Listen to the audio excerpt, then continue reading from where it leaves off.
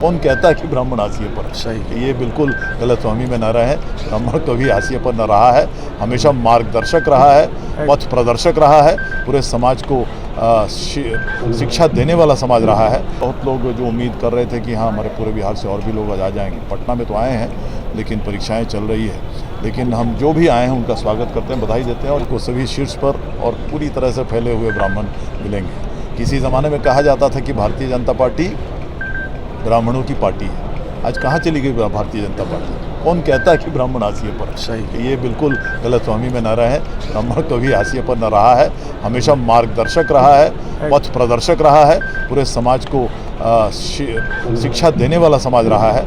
इसलिए ये कभी नहीं हो सकता है कि कोई ये समाज कभी हाशिए पर जाएगा। जो इन लोगों के आप ये मानते हैं आयोजन सफल हुआ ये? हाँ बिल्कुल मानते हैं, बिल्कुल मानते हैं, क्यों नहीं मानेंगे। पूरे जिले पूरे राज्य से लोग आए हुए हैं, भले 1000 लोग आए होंगे, 2000 आए होंगे, लेकिन पूरे ज़िले से आए हुए हैं। और जिन परिस्थिति और अभी जो हालात है, जो परीक्षाएं चल रही हैं, सभी जगह तरह तरह की परीक्षाएं चल रही हैं। आपने देखा है बीपीएससी का भी परीक्षाएं घोषित हुई हैं, जो दरोगा परीक्षाएं चल रही हैं, तो सभी लोग यहाँ पर आए हुए हैं। तो काफ़ी आप सभी लोग आए हुए हैं, मैं समझता हूँ बहुत पूरी तरह से, और मैं सबको धन्यवाद देता हूँ, बधाई देता हूँ।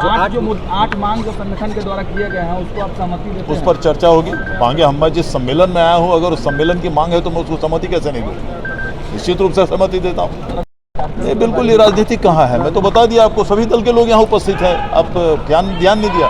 माननीय भाजपा के नेता यहाँ बैठे हुए हैं, माननीय आरजेडी के विधान परिषद के सदस्य बैठे हुए हैं, हम लोग यहाँ बैठे हुए हैं, जेडीयू से सरकार रखते हैं, सभी दल के लोग यहाँ पर हैं, सभी पार्टी के लोग हैं यहाँ। तो राजनीति का तो सवाल नहीं। आशा से ब्राह्मण आयोग का गठन के लिए क्या चर्चा? देखिए ये सरकार की बात सरकार जाने, हम लोग को उस पर टिप्पणी करना, मुझे व्यक्तिगत रूप से मुझे उस पर टिप्पणी करना थोड़ा अनुचित है। इंजीनियर आशुतोष झा जी को धन्यवाद देता हूं और आभार व्यक्त करता हूं कि मेरे पास पहुंचकर और पूरे बिहार के लोगों को संदेश देकर इतने संख्या में लोग पहुंचे हुए हैं। मैं उन लोगों को भी धन्यवाद देता हूं। और ब्राह्मण महासम्मेलन ये बहुत सफल रहा, चूँकि आज परीक्षा है और सभी पार्टी से हम लोग जुटे हुए हैं। मैं आरजेडी से हूँ, माननीय सभापति जी हैं, IPS अरविंद ठाकुर जी जो अभी भाजपा ज्वाइन किए हैं, तो सब पार्टी सभी से लोग हैं और ये आगे भी हम लोग कार्यक्रम करते रहेंगे।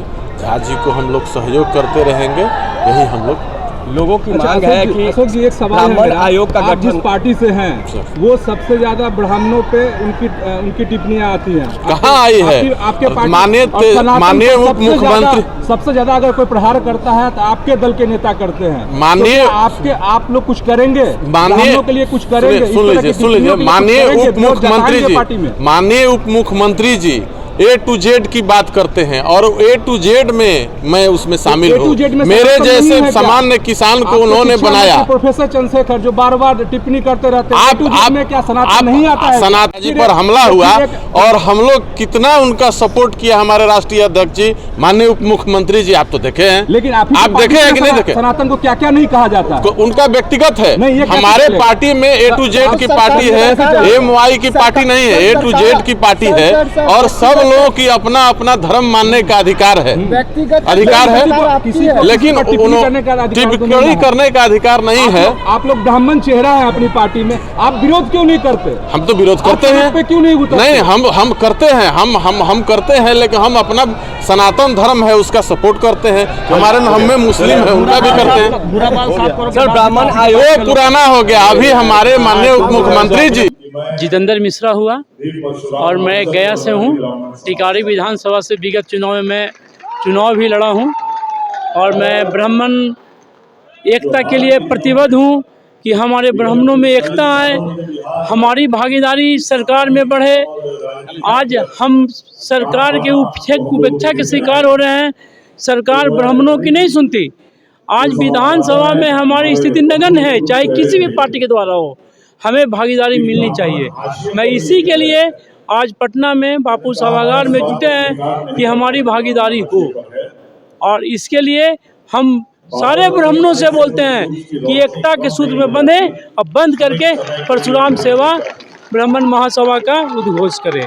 जय परशुराम। ब्राह्मणों का है तो हमारी केवल हमें इस्तेमाल किया जाता है, सभी पार्टियों के द्वारा मुझे इस्तेमाल किया जाता है, लेकिन मुझे भागीदारी नहीं दी जाती।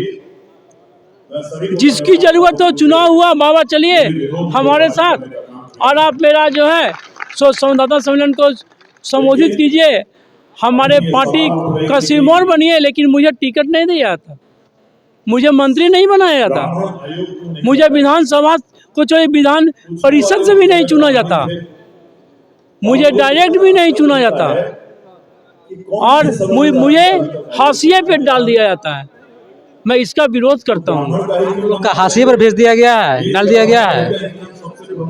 कैसे कह सकते हैं कि आप लोग का हाशिए पर भेज दिया? इसलिए कि ब्राह्मण को कोई कुछ भी बोल दे रहा है, परंतु उस पर कहीं कोई कार्रवाई नहीं की जा रही है, परंतु एक अन्य जो है लोग समुदाय के लोगों को सिर्फ जो है जिसका हथकंडा लोग अपना चुके हैं, जो सरकार उन्हें दे चुके हैं, उसको कुछ भी नहीं कहा जाता है, बिना मतलब कि उनको वह जो है हमें फंसा देता है। और ब्राह्मण को कुछ भी बोल दो फिर भी कोई सुनने वाला नहीं है। आप लोग का तो अगर माना जाए तो सर्वोत्तम स्थान माना जाता है। आप लोग का हर बात आप लोग को सम्मानित की दृष्टि से देखा जाता है। आप लोग का हर माने समाज में सम्मानित की दृष्टि से देखा जाता है। आप लोग का स्थान है, आप कैसे कर सकते हैं आप लोग उपेक्षा किया जा रहा है? इसलिए कि आज यदि हम लोग के साथ कुछ भी कोई बोल दे रहा है, उस पर कहीं कोई सुनवाई नहीं होती है, लोग दौड़ते रहते हैं। जैसे टिकारी विधानसभा क्षेत्र के अंतर्गत पंचानपुर एक गांव है, जहां बागीश पाठक का मकान को करिया नरेश, करिया के रहने वाले नरेश गया जिला का एक अच्छे पूंजीपति उनके लड़के से नाजायज रूप से जमीन लिखवा करके और उन्होंने कब्जा कर लिया है।